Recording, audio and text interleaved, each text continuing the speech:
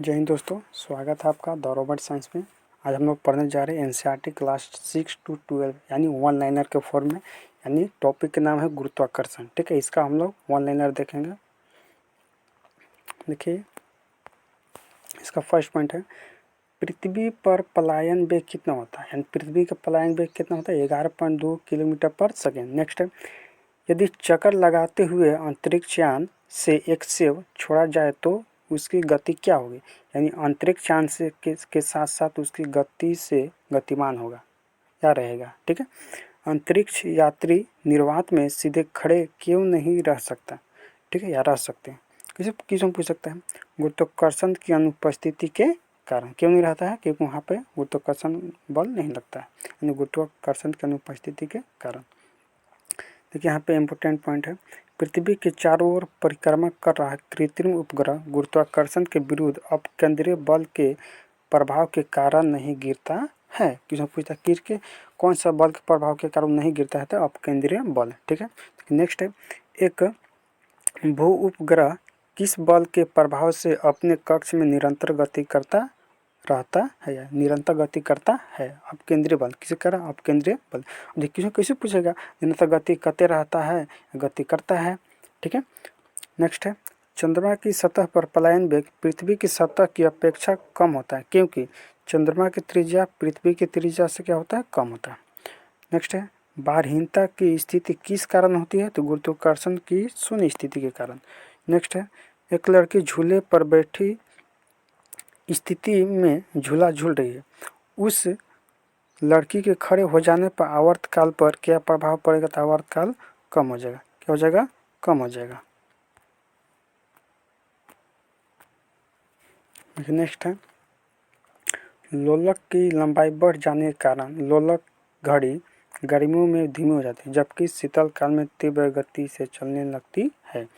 Next है, हवा में लोहे और लकड़ी की समान भार की गेंद को एक समान ऊंचाई से गिराने पर क्या प्रतिक्रिया होगी, लकड़ी की गेंद बाद में गिरेगी। नेक्स्ट है, यहाँ पे पॉइंट दिया हुआ है, यदि वायु प्रतिरोध को नगण्य कर दिया जाए और एक समान आकार में लकड़ी, लोहा व मोम के टुकड़े को समान ऊंचाई से पृथ्वी पर गिराया जाए तो सभी एक साथ पृथ्वी की सतह पर पहुँचेंगे। नेक्स्ट है, पृथ्वी के किस स्थान पर किसी पिंड का भार सर्वाधिक होता है, तो ध्रुव पर। कहाँ पर होता है, ध्रुव पर। नेक्स्ट है, पृथ्वी के केंद्र से ध्रुव की दूरी कम हो जाने के कारण ध्रुव पर स्थित पिंड पर पृथ्वी द्वारा अधिक गुरुत्वीय आकर्षण बल आरोपित होगा, इसलिए ध्रुव पर उसका भार पृथ्वी पर स्थित किसी अन्य स्थान से अधिक होगा। देखिए, नेक्स्ट है आपका यहाँ पे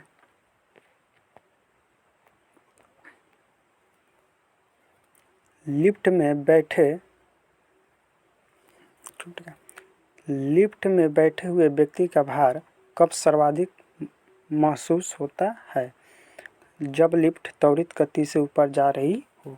नेक्स्ट है, भूतुल्यकाली उपग्रह के परिक्रमण काल की अवधि कितनी होती है, 24 घंटे। कितना होता है, 24 घंटे। नेक्स्ट है, यदि पृथ्वी और सूर्य के मध्य की दूरी दोगुनी होती तो सूर्य द्वारा पृथ्वी पर गुरुत्वाकर्षण बल क्या होता, वर्तमान का 1/4 भाग। लोलक की समयावधि किस पर निर्भर करती है, लोलक की लंबाई पर।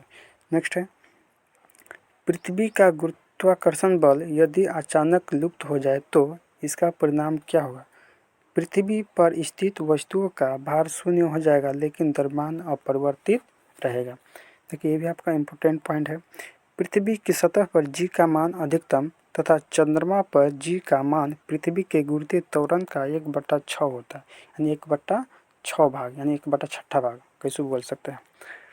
ईसा की झुकी हुई मीनार गिरती क्यों नहीं है, इसका क्या कारण है। इसका कारण है दोस्त, गुरुत्व केंद्र से जाने वाली ऊर्ध्वाधर रेखा तल के अंदर रहती है। यदि कोई वस्तु ऊपर से गिराई जाती है तो उसका भार क्या प्रभाव पड़ेगा, वस्तु का भार अपरिवर्तित रहेगा। जब हम भूमध्य रेखा से ध्रुव की ओर जाते हैं तो g का मान बढ़ता है। चक्रीय झूले पर झूलते समय व्यक्ति को बाहर की ओर धक्का क्यों महसूस होता है, अपकेंद्रीय बल के कारण। नेक्स्ट है, विभिन्न द्रव्यमान वाले दो पत्थर एक साथ किसी इमारत की छत से गिराए जाते हैं तो कौन सा पत्थर जमीन पर पहले पहुंचेगा? दोनों ही पत्थर एक साथ जमीन पर पहुंचेंगे। देखिए यहाँ पर गुरुत्वाकर्षण और गुरुत्व के उदाहरण। पहला पॉइंट है, सूर्य एवं अन्य ग्रहों के गुरुत्वाकर्षण के कारण ही सभी ग्रह लगभग वृत्ताकार एवं निश्चित कक्षाओं में सूर्य की परिक्रमा करते हैं। नेक्स्ट पॉइंट है, पृथ्वी के गुरुत्व एवं चंद्रमा के गुरुत्वाकर्षण के कारण ही चंद्रमा एक निश्चित कक्षा में पृथ्वी की परिक्रमा करता है। तीसरा पॉइंट है, सूर्य, चंद्रमा एवं पृथ्वी के गुरुत्वाकर्षण ही अंतरक्रिया के कारण पृथ्वी पर स्थित समुद्रों में ज्वार भाटा आते हैं।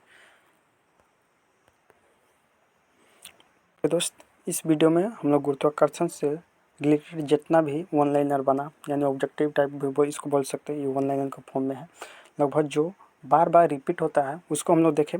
नेक्स्ट वीडियो में अगला पॉइंट देखेंगे, यानी अगला टॉपिक, यानी एक वीडियो में हम लोग एक टॉपिक का वन लाइनर वैसा पढ़ेंगे जो लगभग बार बार रिपीट होता है। इसलिए दोस्तों, ये वीडियो को अंत तक देखें। यदि वीडियो अच्छा लगता है तो चैनल को सब्सक्राइब जरूर करें।